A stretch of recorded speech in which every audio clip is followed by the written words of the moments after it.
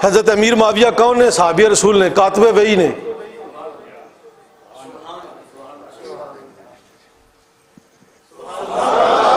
وہ کاتب وحی کنوں آندے نے؟ لکھن والے۔ حضرت امیر معاویہ رضی اللہ تعالیٰ عنہ میرے آقا علیہ الصلوۃ والسلام دے کاتب وحی نے، لکھن والے نے، وحی آندی ہے لکھ دے نے، میرے نبی دی عاشق نے، میرے نبی دے غلام نے۔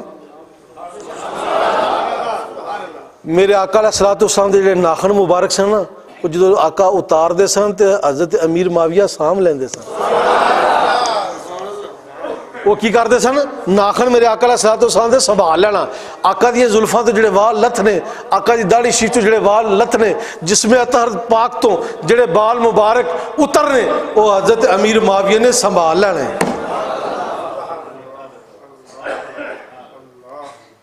حضرت امیر معاویہ نے وہ سنبھال لینے۔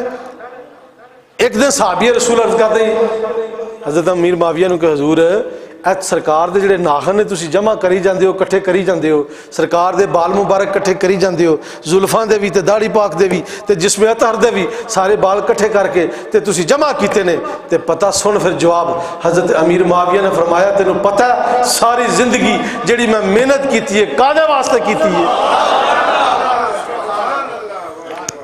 آپ فرماندے نے جدو میرا وصال ہو جاوے، جدو میں اس دنیا فانی تو چلا جاواں، اے ناخن مبارک تے بال مبارک آقا علیہ الصلوۃ والسلام نے میرے چہرے تے رکھ دینا۔